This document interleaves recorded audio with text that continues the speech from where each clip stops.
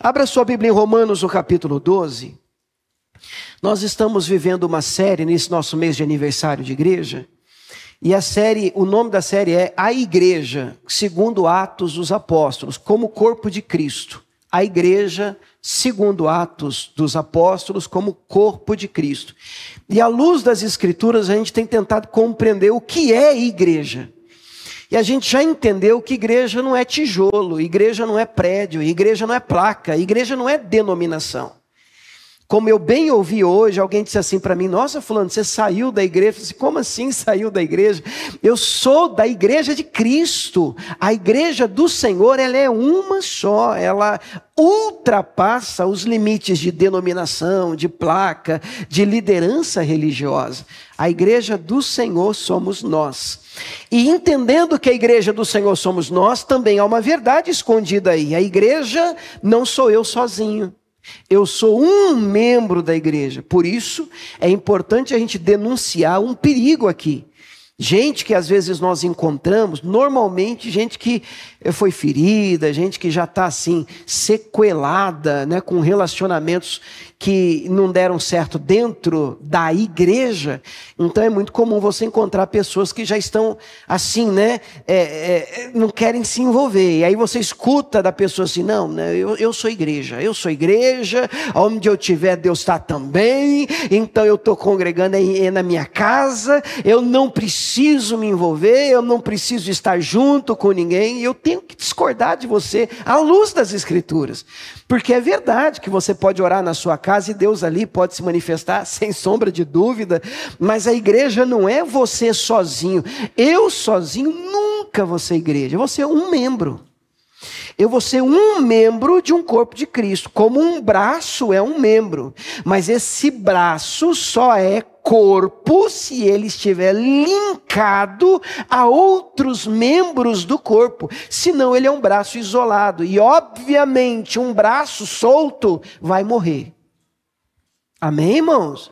Falo de novo: um braço descolado do corpo vai morrer, como um galho que você tira da videira. Palavras de Jesus em João 15, ele diz que nós fomos enxertados nele, ele é a videira, mas se nós tiramos um galho do caule, ele pode permanecer verde, quem sabe algumas horas, às vezes até alguns dias, mas tão certo como vive o Senhor, se ele não for novamente enxertado ali, ele vai morrer, ele vai secar, ele vai desaparecer. Nós precisamos estar unidos ao corpo do qual Cristo é o cabeça. Então em Romanos, no capítulo 12, verso de número 4 em diante, a palavra diz assim, é uma introdução: porque assim como em um corpo temos muitos membros, por isso você na igreja tem esse título de membro da igreja, e nem todos os membros têm a mesma operação, porque nós somos diferentes, assim nós, que somos muitos, somos um só corpo em Cristo, diga glória a Deus, mas individualmente nós somos membros uns dos outros. Então a igreja é um corpo, do qual você é membro, eu sou membro, nós somos membros, e temos como membros diferentes que nós somos, funções diferentes dentro do corpo. Lembrando que o cabeça desse corpo é Cristo. Efésios capítulo 4, verso de número 15, a palavra de Deus diz assim, eu vou rápido no início aqui, porque isso aqui a gente já estudou. Antes, seguindo a verdade em amor, cresçamos em tudo. Agora, vem comigo. Naquele que é a cabeça. Quem é a cabeça? Cristo. Então concluímos que se a igreja é um corpo, Cristo é a cabeça. De novo, se a igreja é um corpo, e é, Cristo é a cabeça. Então o que é a igreja à luz de Atos 2:42? Pode colocar aquele primeiro slide, porque aparece já o texto no final dele ali no rodapé. Atos 2:42, esse é o primeiro. Bom, a igreja, segundo Atos 2:42, nós temos compreendido, enxergado a igreja como um corpo que possui cabeça, que é Cristo, 2 braços e 2 pernas. Claro que a gente podia detalhar isso, tem muito mais funções dentro do corpo, mas nós estamos falando daquilo que a gente entende ser assim, olha, para existir igreja, 2 braços, 2 pernas, uma cabeça. Cabeça é Cristo. Atos 2:42 diz assim, vamos comigo em voz alta? Você pode me ajudar? E perseveravam, no quê? Na doutrina dos apóstolos, que mais? Na comunhão, que mais? No partir do pão, e que mais? E nas orações. Então, nós enxergamos igreja como um corpo, cabeça é Cristo, 2 braços, 2 pernas. Não necessariamente nessa ordem, mas olhando para mim. Palavra, doutrina dos apóstolos. Oração, comunhão, partir do pão. Palavra, oração, comunhão, partir do pão. Palavra, oração. Na altura do campeonato já precisa repetir comigo, tá? Vamos tentar? Palavra, oração, comunhão, partir do pão. Mais uma vez, olha lá.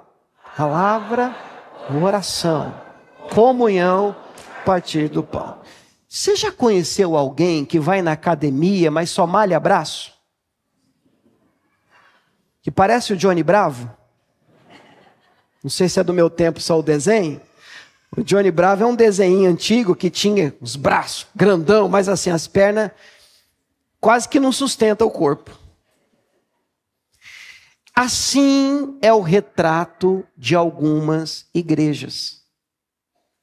Gente que tem um lugar onde a palavra é celebrada, mas a oração é fraca. E quando eu digo oração é fraca, é falta de oração. Pelo amor de Deus, irmãos, na altura do campeonato eu espero que você entenda que toda oração feita em nome de Jesus é forte. Que uma vez alguém disse para você, pastor, e a oração forte? Eu falei assim, aquela que grita? Irmão, oração que entona a voz não significa que ela é mais forte do que a oração que você faz assim, ó. Em nome de Jesus. Toda oração feita com temor e fé em nome de Jesus é forte. É forte. Agora, falta de oração é problema. Falta de oração é problema. Então, eu tenho que malhar braço. Ó, palavra. No outro canto, vamos fazer isso aqui também, porque já imaginou isso aqui, grossão, isso aqui, palitinho? Então tem que ter oração. Tem que ter palavra, tem que ter oração. Agora, tá legal. Os membros superiores. Agora nós precisamos ir para as pernas. Comunhão e partir do pão. Comunhão e partir do pão. Comunhão e partir do pão. Hoje nós vamos estudar o partir do pão. É o tema da nossa mensagem de hoje. É o partir do pão, que significa afirmar a igreja e a obra social.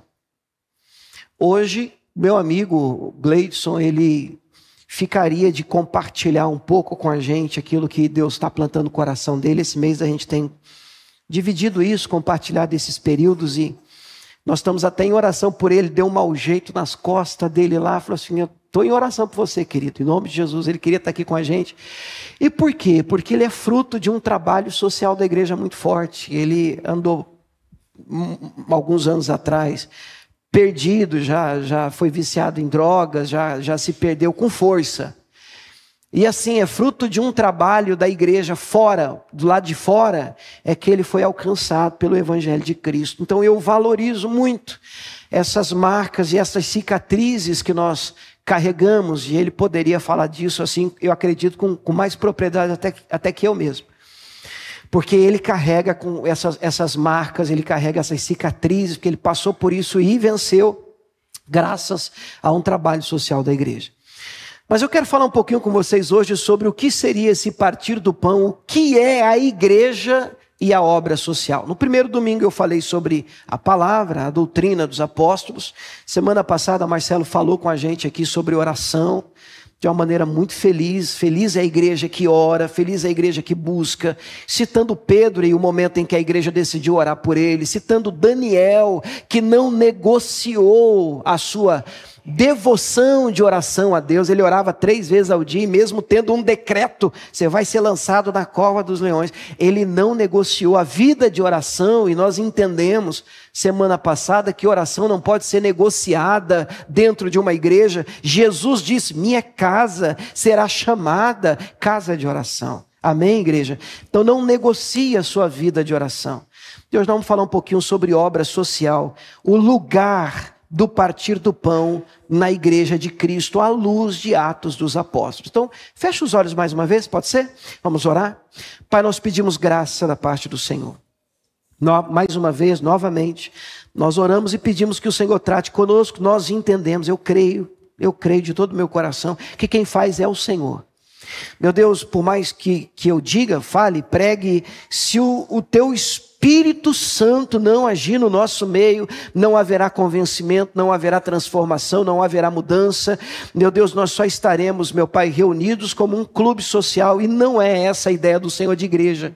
Então, Espírito Santo, vem trabalhar no nosso meio, vem ministrar o nosso coração, e se necessário for, que a palavra nos incomode a tal ponto de nós sairmos daqui determinados a fazer alguma coisa, em nome de Jesus. É o que nós lhe pedimos, e a igreja diga amém. Amém. Muito bem, Atos capítulo 6, a partir do verso 1. Vamos falar um pouquinho sobre o partir do pão. Alguém disse assim para mim: pastor, mas partir do pão não é uma coisa só que acontece na ceia? Eu disse: não, também acontece na ceia. Mas a ideia do texto, e quando usa essa expressão partir do pão, é a ideia de compartilhamento. É a ideia de eu reparto o pão com o meu irmão. É a ideia de, inclusive era isso que o apóstolo Paulo em 1 Coríntios 11, ele puxa a orelha da igreja de Corinto, porque estava todo mundo comendo sem esperar as pessoas chegarem, enchendo a pança, na ceia. E a ideia de ceia é que eles se uniam, e em comunhão e relacionamento havia uma preocupação. Você tem? Não, se você não tem, eu te dou do meu pão, um pedaço. Eu reparto o que é meu com você. E tem cristianismo nisso de sobra, de sobra. Mas infelizmente, em algum momento da caminhada cristã, eu vou falar nós, porque eu acredito que a gente deve ser o primeiro a colocar a carapuça. Nós nos perdemos no que diz respeito ao partir do pão. Mas vamos tentar trazer isso à Bíblia, uma linguagem, uma leitura equilibrada. Atos 6:1 diz assim, igreja, Atos 6:1. Ora, naqueles dias, crescendo o número de discípulos, houve uma murmuração dos gregos contra os hebreus, porque as suas viúvas eram desprezadas no ministério cotidiano. O que era o ministério cotidiano? Era a distribuição de alimentos dentro da igreja. Era o compartilhar com aqueles que eram mais necessitados.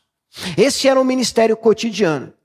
E aqui de cara eu olho, irmãos, e percebo que a igreja, a famosa igreja do tempo dos apóstolos, que a gente chama de a igreja primitiva, ela tinha os seus problemas. Às vezes a gente tem uma ideia de que, nossa, porque na época da igreja primitiva, tudo assim funcionava perfeitamente. Não, o texto está dizendo que aqui no início, no verso 1, crescendo o número de discípulos, e crescimento traz alguns desafios, crescimento traz desafios, houve murmuração dos gregos contra os hebreus. Confusão. Aonde isso? Igreja. Mas não, porque estão recebendo mais do que a gente, porque vocês estão lembrando mais do fulano, porque vocês estão entregando comida mais para eles, porque que só ajuda ele e não ajuda a gente? Isso onde? Na igreja primitiva. Isso chega aos ouvidos dos apóstolos, e eles então, no verso 2, convocando a multidão dos discípulos, disseram: não é razoável que nós deixemos a palavra de Deus e sirvamos as mesas. Cuidado com essa declaração, porque eu mesmo já acreditei que eu penso até que deve ter sido uma declaração de Pedro, não diz aqui o nome, mas fala dos 12, e como liderança dos 12 era o Pedro. Então eu olho assim para esse grupo de apóstolos e eu percebo, a ideia que eu tinha era ele dizendo assim, olha o tom de voz que eu vou usar. Irmãos, nós não podemos deixar a palavra, aleluia, para cuidar de mim, entendeu? Qual a ideia que eu tinha? A ideia é que o meu ministério é mais importante do que o seu. Mas essa não é a ideia do texto. Eu não acredito que essa é a ideia que os apóstolos querem passar. Qual é a ideia para mim? A ideia é, gente, eu não posso fazer tudo. Não dá. E alguém pode fazer tudo? Ninguém pode fazer tudo. E essa é a ideia de igreja. Por isso que nós somos diferentes. Porque um tem um talento, um tem um dom, o outro tem uma sensibilidade, outro enxerga algo que a gente não enxerga, o outro faz algo com uma habilidade que a gente não consegue fazer, um canta, o outro se for cantar, meu Deus do céu, misericórdia, cada um no seu quadrado, é igreja isso. Então eles reúnem a multidão dos discípulos e dizem, gente, não dá para eu descobrir o ministério da palavra com o ministério da mesa. Mas você vai ver que não é porque isso é menos importante. Vamos continuar a leitura. Ele diz assim, escolhei, pois, irmãos, dentre vós, 7 varões, 7 homens, leia comigo, boa reputação, cheio do Espírito Santo e de sabedoria, aos quais constituamos sobre, olha que frase linda, este importante negócio. Qual é o importante negócio? Servir a mesa. Então, para Deus, o social é importante? Muito, muito importante. É muito importante. Servir, se preocupar em distribuir, em entregar, em compartilhar. Para Deus é um negócio importante. Importante. E é isso que ele está dizendo, nós vamos escolher pessoas. Não, põe qualquer um lá, é só para dar a cesta mesmo? Não. Segundo o texto, nós vamos escolher gente de boa reputação. Olha, irmãos, isso aqui é para dar comida. Olha o nível da igreja. Que mais? Entupido do Espírito Santo. E sabedoria, porque lidar com gente, porque já vinha de confusão. Tem que ter sabedoria. Cada um é cada um. Olha que revelação fantástica que eu tive. Mexer com gente é desafiador. E aí ele termina dizendo, mas nós vamos perseverar na oração e na palavra. Agora vê se você me entende, por favor, abrindo rapidamente um parênteses. Nas 4 coisas, todo mundo tem que fazer. Eu entendo que em um primeiro nível, olhando para mim, para você não se perder, num primeiro nível, nós temos que fazer as 4. Pregar, orar, ajudar e se relacionar. Todo mundo tem esse dever. Fala amém, só para eu ficar mais tranquilo. Muito bem. Num primeiro nível, num primeiro momento. Agora deixa eu subir a régua, porque é sobre esse nível agora que eu estou. Quando a gente fala de dedicação a um ministério, empenho, aí nós vamos perceber que existem ministérios dentro da igreja. Então o pastor ele vai se dedicar ao ministério da palavra. Nós temos na igreja um ministério de oração, de intercessão. A gente tem aqui pessoas que se reúnem durante a semana para orar por nós, para orar por mim, para orar por você. É importante. Isso é um ministério, gente que leva isso a sério, que coloca a gente diante de Deus. Temos um ministério social na igreja e graças a Deus, Deus nos deu a graça, já está funcionando. Eu não sei se você que é membro da igreja, você precisa saber disso. Toda terça-feira já está acontecendo aqui na igreja as oficinas da nossa OSC, que é uma espécie de ONG, que é um projeto social que a nossa igreja tem, OTEA. Toda terça já tem oficina aqui, atendendo gratuitamente famílias com crianças atípicas. E eles pegam casos, esses dias eles estavam contando para mim, para Camila, casos, e não é só para quem é da igreja não, irmão. Não é só para quem é crente não, é de qualquer religião, é de qualquer crença. É gente que precisa de ajuda, que como igreja, um braço social, nós estamos dispostos a ajudar. É a sua igreja trabalhando a perna, senão vai ficar fininha. Então nós precisamos desse braço. Nós acreditamos assim. Então ele reúne, voltando para o texto, e diz, olha, vamos escolher varões de boa reputação, cheios do Espírito Santo, sabedoria, e nós vamos constituir estes homens sobre este importante negócio. E nós vamos perseverar aqui no ministério da palavra, no ministério da oração, já que a gente não consegue abraçar tudo. E glória a Deus, no verso 5, para você ter ideia do nível da turma do diaconato, do social da igreja primitiva. Só de você ler no verso 5 diz assim, esse parecer contentou a multidão e elegeram, eu vou ler só o primeiro nome da turma, Estevão. Você sabe quem foi Estevão? Estevão foi o primeiro mártir da igreja. Estevão, um homem cheio de... Se você vir a página da Bíblia, você vai ver um discurso de Estevão, a pregação de Estevão, em que ele é apedrejado, é um show de Bíblia. Esse cidadão foi escolhido para a mesa. Gente, que nível, que régua alta a igreja primitiva tem. Para não negligenciar, não dá para a gente olhar para a obra social e dizer assim, não, isso aí é menos importante. Importante é a palavra, importante é a oração, isso aí não vale nada. Isso tem muito valor para Deus e nós vamos entender isso à luz da Escritura. Tiago capítulo 2, vamos lá comigo? Tiago capítulo 2, verso 14. Olha o que diz Tiago, cheio do Espírito Santo. Tiago 2,14 diz assim, o endereço do texto, ele começa com o endereço. Meus irmãos. É para mim e para você. Amém? É para nós. Irmãos, é para crente.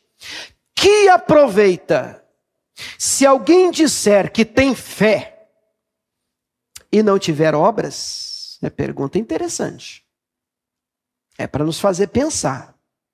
Porventura, ele continua, a fé pode salvá-lo? Pergunta mais forte ainda. Porque nós sabemos que salvação é graça de Deus por meio da fé. Mas o que Tiago questiona é que esta fé deveria ser visível. Como que eu vejo a fé de alguém? Pelas obras. Agora é importante a gente não entender isso errado. Não é a obra que salva.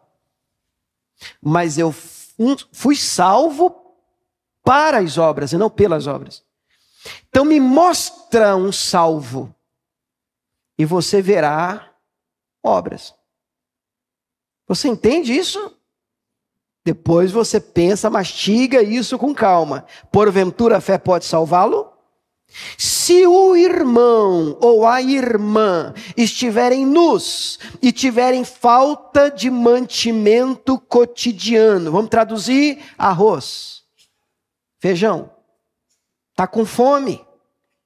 E algum de vós lhe disser, ide em paz, irmão, aquentai-vos, irmão, fartai-vos, irmão, e não lhe derdes as coisas necessárias para o corpo, que proveito virá daí? Eu digo para vocês que com vergonha eu já fiz muito isso. Eu já fiz muito isso. No alto da minha religiosidade, já atendi muita gente. A pessoa vem, poxa pastor, eu estou com fome. Pastor, eu sou membro da igreja, estou aqui sem saber o que eu faço, estou desesperado. Estou aqui com uma conta de água que eu preciso acertar. Eu estou aqui necessitado. Então, irmão, mas fica tranquilo. Fecha os olhos, irmão. Em nome de Jesus, o poder de Deus vai agir agora. Pá, na testa do irmão. Vai, Senhor. Vai na fé, querido. Na fé. Você crê, varão? Crê. Vai na fé. Tiago está dizendo, isso não vale nada, irmão. Quem está com fome quer comer, irmão. Quem está com fome quer comer, varão. Ore pregue, mas por favor, se importe ao ponto de abrir essa linda carteira que Deus te deu. E diga, o que é isso aqui, irmão? Você pode me dar conta? Se eu tiver condição, eu vou juntar um grupo, nós vamos aceitar. Que é uma coisa que Deus tem trabalhado esses dias e esses anos, no nosso coração, meu, da Camila, dos pastores desse lugar. Como assim? Nós vamos despedir um irmão, está do meu lado. Ele está necessitado. Eu sei que você está necessitado. Mas, pastor, ele tem que crer, porque eu dou duro, ele tem que dar duro também. Mas que coração peludo é esse que você tem? A gente precisa ter um encontro com Jesus, querido. Agora, nós vamos trabalhar isso, fica tranquilo, tá? Um equilíbrio nisso. Tem aproveitadores? Tem, eu sei que você já está pensando nessa turminha. Eu sei que você já está pensando nos vampirinhos. Tem vampirinho? Tem gente que gruda os dentes no pescoço. Não larga mais não, irmão. Daqui a pouco a gente trata com os vampirinhos, os aproveitadores. A Bíblia os chama de sanguessuga. Dá e dá. Eles existem. A gente tem que se precaver em relação a essa turma. Só que isso não nos dá o direito de não agir nunca. O Senhor espera que você se importe a ponto de pegar o seu pão, partir o seu pão. Toma, irmão. Não, mas eu fico com metade, eu dou a minha metade para você. O que é isso? Evangelho, igreja.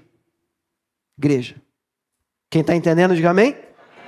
Tiago termina dizendo no verso 17 assim, e eu queria que você lesse o 17 comigo em voz alta. Vamos lá? Assim também a fé, se não tiver obras, é morta em si mesmo. Amém, igreja? A fé sem obras é morta.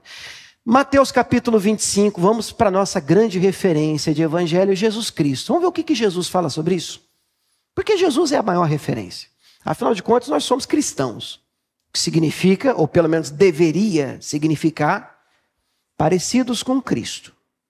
Mateus capítulo 25, a partir do verso 31, Jesus traz o que é conhecido por alguns como seu sermão escatológico. O que é isso? Ele está trazendo uma visão sobre o final dos tempos. Final dos tempos. E Jesus vai entrar aqui num ambiente interessante. Mateus 25, 31, ele diz assim, escute com atenção, igreja, com atenção, recebe. Quando o Filho do Homem, ele está falando dele, né? Quando o Filho do Homem vier em sua glória, ou seja, quando eu voltar para buscar a minha igreja, eu e você, amém? Você crê que ele vai voltar para buscar a gente? Ele prometeu, ele vai me buscar, vai buscar você também.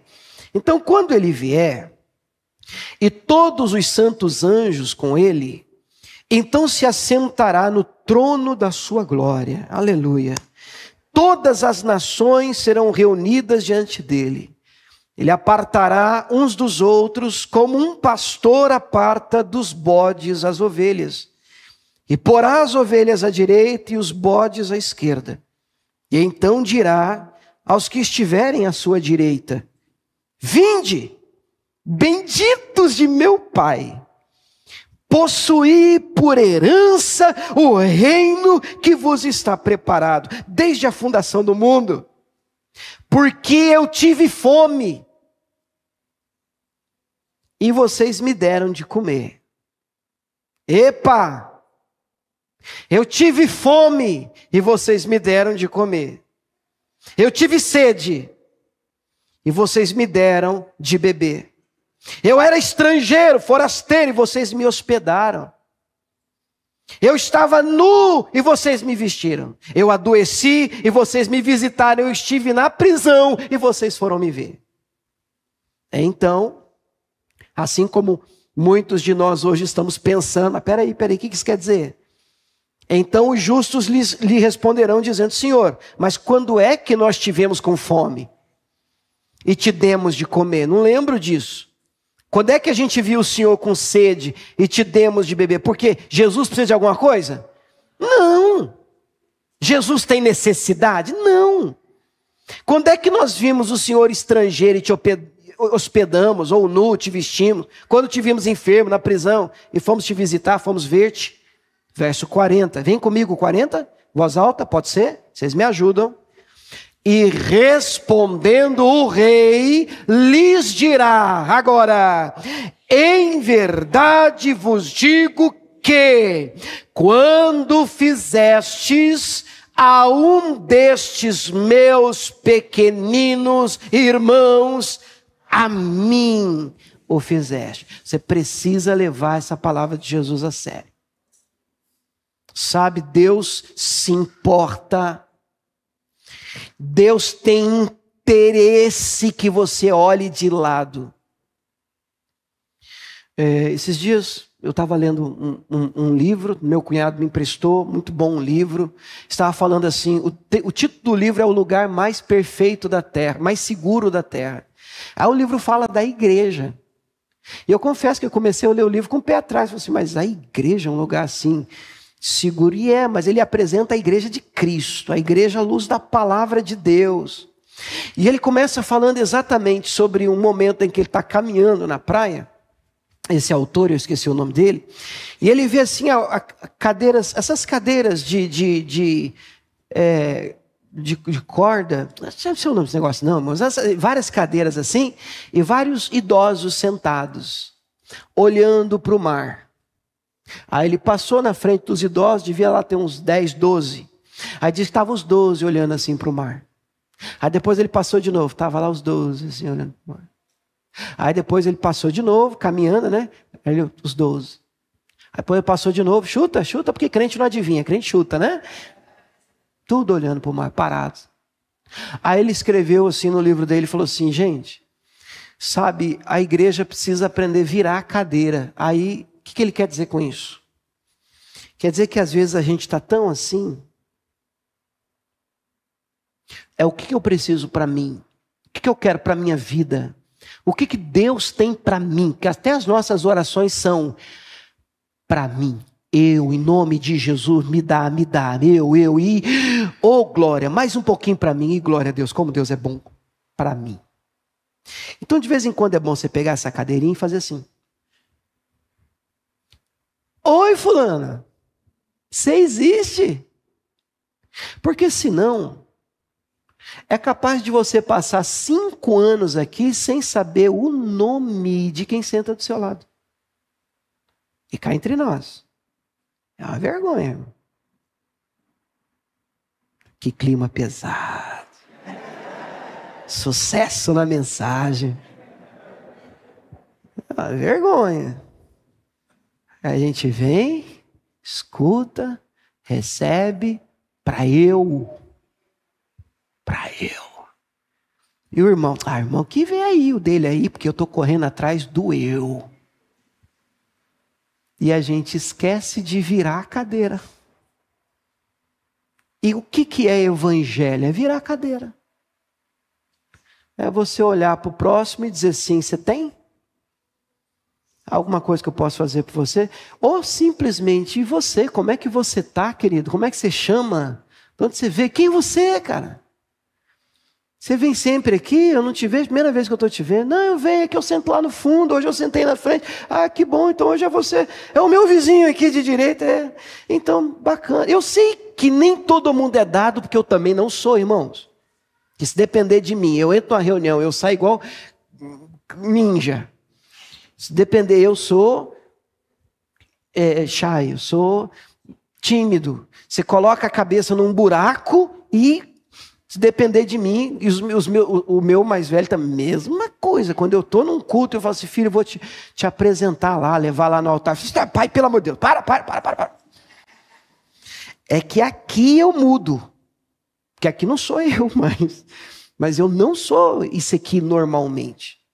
Eu sou retraído para apresentar um trabalho na escola. Meu Deus, eu lembro que eu grudava na lousa, suava, e ficava, era horrível. Mas a gente precisa fazer força para virar a cadeira, irmão. Sabe, não dói você só dizer sim, e aí, tudo bem? Como é que você vai? Quem é você? Como é que você chama? Você também está aqui na mesma igreja que eu estou. E quem é você? Tudo bem, não dá para ser amigo de todo mundo, não dá para conhecer todo mundo, mas vamos fazer uma força aí. Você pode dizer amém, irmãos? Vamos fazer uma força, vamos virar a cadeira, em nome de Jesus. Agora o texto continua, e eu ia parar aqui para ficar leve, mas já que já enrolou mesmo, vamos até o fim, né? Mateus 25, 41, Jesus continua. Então dirá também aos que estiverem à sua esquerda: apartai-vos de mim, malditos para o fogo eterno, preparado para o diabo e os seus anjos, porque eu tive fome e não me deste de comer. Meu Deus, isso não mexer comigo, com você. Tive sede, não me deste beber. Sendo estrangeiro, você não me recolheu. Estando nu, não me vestiu. Enfermo, na prisão, você não me visitou. Então, no verso 44, responderão dizendo: Senhor, e quando é que a gente viu o Senhor com fome, com sede, estrangeiro, nu, enfermo, na prisão, não te servimos? 45, ele responderá: em verdade vos digo que quando a um destes pequeninos não o fizeste, vocês não estão fazendo para mim. Jesus está dizendo: vocês deviam servir as pessoas como vocês me servem. Vocês deviam tratar as pessoas como vocês me tratam. Vocês deviam colocar no rosto de cada ser humano o meu rosto. Porque se nós sairmos daqui hoje com essa ideia, olhando para as pessoas e colocando nelas o rosto de Jesus, a gente vai tratá-las melhor. A gente vai se importar mais. A gente vai se envolver mais. A igreja pode dizer amém? A prova de que Deus vê isso está em Atos. Eu vou ler 2 casos rapidinho. O primeiro é Atos 9:36. Conta, eu vou ler só um versículo aqui, só para registrar mesmo, mas é uma história bonita. A história de Tabita, que ela ficou conhecida, na verdade, como Dorcas. E o texto é interessante porque o verso 36 diz assim, essa para você ter uma ideia, ela morreu, Dorcas morreu, e ela foi ressuscitada por Pedro, nesse texto aqui. Só que o 36 me chama a atenção, e eu destaco aqui o motivo.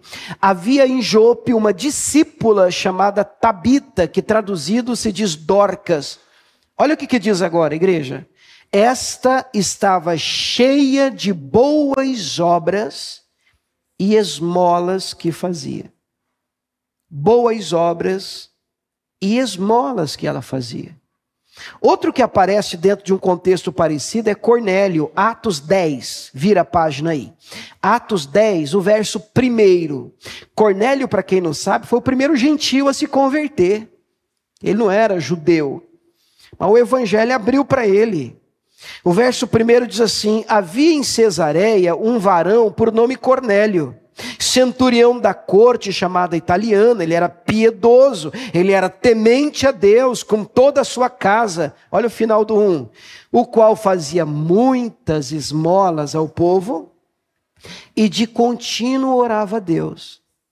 Aí o verso 3 vai dizer assim: este, quase a hora 9 do dia, viu claramente numa visão um anjo de Deus que se dirigia para ele e dizia: Cornélio. Ele tem uma experiência com Deus, o anjo aparece para ele, Deus tem um plano na vida dele. E aí no verso 4, e eu gostaria que você destacasse essa frase: este, Cornélio, fixando os olhos nele, no anjo, muito atemorizado, disse: que é, Senhor? E o anjo disse, olha o que o anjo fala para o Cornélio: as tuas orações, e ninguém tem dúvida do lugar importante da oração na vida do crente, a gente viu isso semana passada. Mas olha o que o texto traz também: as tuas orações e as tuas esmolas têm subido para a memória diante de Deus. Não é só oração, mas aquilo que você faz pelo próximo sobe para a memória de Deus. Sobe para a memória de Deus. Se você é uma pessoa com um coração dado, aberto, você se importa, eu não estou dizendo a ponto de você esquecer e se arrebentar todo para ajudar os outros, a gente já vai ver isso, mas a ponto de você abrir o seu, repartir o seu pão com alguém, amém, isso é evangelho, amém, isso é igreja. Você pode dizer glória a Deus por isso? Tá, então, antes da gente orar, dá tempo de a gente ver pelo menos 3 dicas quando o assunto é obra social, à luz de Atos, à luz da igreja. E alguns cuidados que a gente precisa ter quando o assunto é ajudar. Primeira dica, eu queria que você guardasse isso. Algumas coisas que eu também já acabei vivendo, percebendo. Algumas coisas até na prática. Eu percebo, em primeiro lugar, que não adianta dar só o pão. Você pode dizer amém? Vou te explicar por quê. Porque o que nos diferencia de uma ONG, de uma OSC, de um instituto beneficente, de alguém que ajuda, é a nossa fé em Cristo Jesus. Amém, igreja? Jesus Cristo disse em Mateus 4,4, nem só de pão viverá o homem, mas de toda palavra que sai da boca de Deus. Até Jesus teve, olhando para mim, ó, para você não entender errado, ó, teve que equilibrar o social com o que é palavra.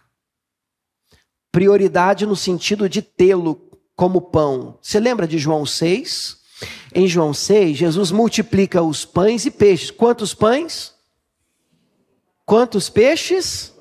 Você vê que eu não estou ajudando, né, irmãos? 5 pães e 2 peixinhos. Jesus levanta, dá graças e todo mundo come. Social. Jesus chega a dizer, eu tenho compaixão dessa multidão, estão famintos. Aí a turma, os discípulos, olha como que a veia é forte, né? Manda essa turma embora, para cada um se virar pelo caminho. Jesus, não, mas se eu despedir eles com fome, eles vão perecer no caminho. Não, mas nós não temos comida para essa turma toda, não. Aí Jesus, não, dá vocês de comer para eles. Mas como é que nós vamos fazer? O que vocês têm aí? 5 pães e 2 peixes. Jesus levanta, dá graça, multiplica, entrega. Todo mundo come. A barriga cheia de pão e peixe. Só que no mesmo capítulo, você vira a página, no dia seguinte, a turma se perdeu. Olha aí o problema do social só. Desencoberto, de malhar só a perna. A turma vem até Jesus e Jesus diz, eu sei que vocês estão atrás de mim, não é por minha causa. Vocês comeram pão ontem e agora vocês estão atrás de mim porque vocês querem comer pão hoje. E aí o que Jesus faz? Aperta o discurso e corta o social. E diz, hoje não é dia de perna, hoje é dia de braço. Hoje nós vamos malhar a palavra, hoje é doutrina. E no discurso duro, ele é resumido numa frase solta por Cristo. Ele diz, eu sou o pão da vida. Eu sou o pão da vida. Eu quero ver vocês cruzando o mar, atravessando o mundo por minha causa, atrás de mim, e não das coisas que eu posso dar. Então Jesus mesmo teve que encontrar um equilíbrio entre tem dia para malhar a perna e tem dia para malhar braço. Sei lá se é assim mesmo, meus irmãos sabem aqui melhor do que eu. Mas cada coisa no seu devido lugar. Amém, irmãos? Jesus faz esse detalhe. Então, cuidado, porque só o pão não adianta. O pão é emergência. Na hora que é emergência, precisa, não tem conversa. Tem que ter ajuda. Mas a gente tem que ir além. Nós somos igreja. Nós não somos só uma obra social, só um lugar de caridade. O que mais? Número 2, uma dica importante, uma segunda dica importante. Eu penso que a ajuda ela tem que ter um tempo estipulado. Eu vou te explicar por quê. Exatamente por causa dos vampirinhos. Entendeu os vampirinhos? Os vampirinhos. Então você precisa estipular e limitar ou delimitar, porque senão é do ser humano o menor esforço possível. É uma tendência que o ser humano tem, olhando para mim, ó, de encostar. Encostar. E não adianta você olhar assim, porque está dentro de todos nós. Tá? Os momentos que a gente mais cresce são os momentos de maior dificuldade. O negócio fica tranquilo, a gente amolece. Dá uma esmurecida. Em Êxodo 16, 35, olha o que diz o texto. comeram os filhos de Israel o maná que Deus mandava, que caía do céu, 40 anos de maná. Eita glória! Mas eles comeram maná até que entraram na terra habitada. Comeram maná até que chegaram aos termos da terra de Canaã. Acabou o maná, meu irmão. Então, é deserto? Maná. Você está no deserto, irmão? Estamos aí para te ajudar. Você está no deserto, irmã? Conta com a tua igreja. Você está no deserto, irmão? Comunica a sua necessidade. Vamos ver o que a gente consegue fazer. Mas saiba que isso é para o deserto, querido. Aí não dá para você estar aí. Eu estou escolhendo que as palavras. Está aí tranquilo, vendo você assim, partiu Disney. E a gente pagando conta. Pra você ir para Disney, não dá. Entendeu ou não? Fala assim. Número 3. E a gente vai orar. Também penso que é uma dica importante. Cuidado para você não tomar o lugar de Deus. Uma das mais importantes quando o assunto é projeto social. Porque isso a gente não percebe, isso é muito sensível. Quando a gente vê, a gente está num lugar que não deveria estar. Que lugar é esse? É o lugar que quando a coisa aperta, ao invés da pessoa correr para Deus, ela corre para você. E aí você não percebeu, mas você virou o Deus de alguém. O refúgio de alguém. A minha Bíblia diz que o Senhor é o meu refúgio, a minha fortaleza. Socorro bem presente na hora da angústia. É Deus. Então nós precisamos correr primeiro para Deus. E contar com os irmãos, a igreja, a comunidade. Agora, quando isso inverte, isso é sutil. É sutil. E sem que a gente perceba, a gente até nem, não precisa nem orar, porque não qualquer coisa, fulano me ajuda. Ele sempre me ajudou. Ele sempre me ajudou, sempre estendeu a mão para mim. Meu irmão me ajuda, minha mãe me ajuda, meu pai me ajuda, o irmão da igreja ajuda. Não, fica tranquilo, lá eles têm, tem dinheiro. Tem dinheiro, fulano, pode pedir, pede com força, tem sim. E orar não ora mais, dobrar o joelho não dobra mais. E o texto que eu quero ler para vocês é o de Êxodo 20, versos 2 e 3, é o início dos 10 mandamentos. E o Senhor diz assim: eu sou o Senhor o teu Deus. Eu vou repetir. Deus dizendo para você: eu sou o seu Senhor, o teu Deus. Sou eu. Não é aquele agiota, não. Sou eu o teu Deus. Jeremias 33, 3, ele diz: clama a mim e responder-te-ei. A mim, para de clamar, cabeleireira. E resolver os seus problemas conjugais no salão de beleza. Eu sou o teu Deus. Fala comigo, diz o Senhor. Eu vou anunciar para você coisas grandes, firmes, ocultas, que você não sabe. Não terás outros deuses diante de mim. Gente, como esse mandamento é mais forte do que parece. Não é uma estátua só. Não é construir um ídolo de gesso apenas. Porque dentro de uma mesma igreja nós podemos erguer ídolos no nosso coração. E colocar pessoas e coisas num lugar que não deveria ser ocupado por essas pessoas. E aí nós descansamos nos nossos ídolos, que nós levantamos aqui dentro. Não, qualquer coisa fulano de tal resolve. Eu me lembro que eu, Camila, passamos por uma igreja. E a gente sentiu de ajudar uma família. E a gente sempre vinha todo mês ajudando, todo mês ajudando, todo mês ajudando. E agora eu espero que você entenda o que eu estou falando. Estou falando desse ponto. Que ajudar, eu já disse, já preguei e repito, é bíblico. Importante. Pessoa passando por um momento de necessidade, nós decidimos ajudar. Até aí, maravilha. E esse tempo foi passando, irmão, deu ano. E deu ano, e sim, o negócio estava tão complicado, que terminava o culto naquela data, mais ou menos, eu já via o irmão já fazia um sinal para mim. Era o dia de dar ajuda para ele.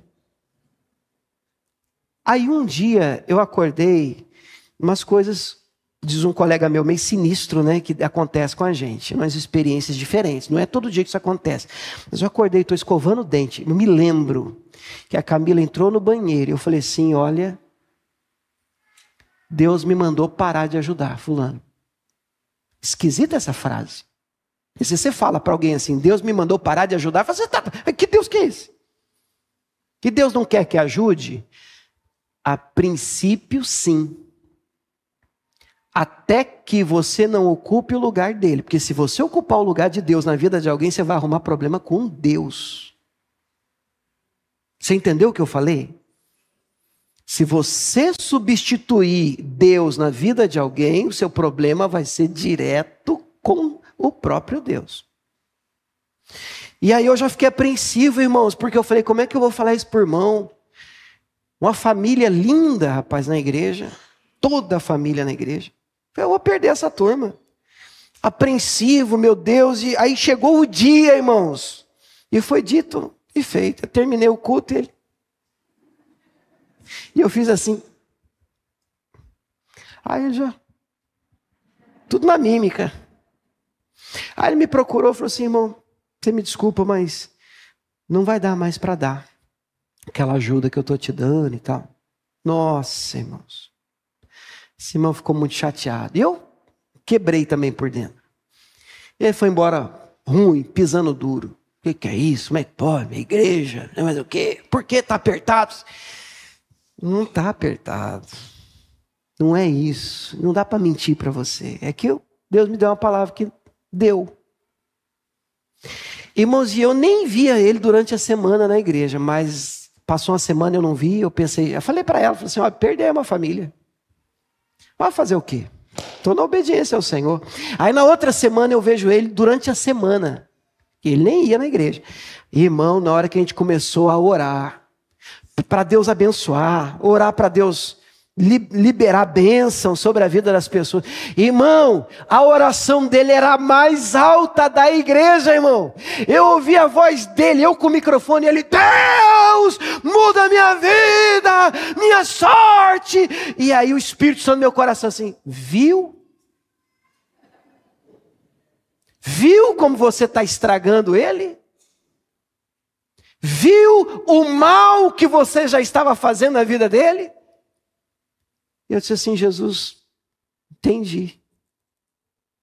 E aqui tem duas verdades, dois lados. Você não pode ser o Deus de ninguém e você não pode fazer de ninguém o seu Deus. Onde é que está a sua confiança? Em quem está a sua confiança? Os seus olhos precisam estar no Senhor. E se você perceber que alguém tem olhado para você com os olhos diferentes, no sentido de... Não, mas você está ocupando um lugar de divindade. Então você tem o dever de trazer essa pessoa às Escrituras. Ei, menos, querido, não é isso não. É aqui, ó. É Ele. É para Ele. A glória dele. Busca Ele. Vem dele o seu socorro, ainda que Ele use pessoas. É dele. Tudo vem dele. Você pode dizer glória a Deus por isso? Vamos aplaudir o Senhor, que Ele merece.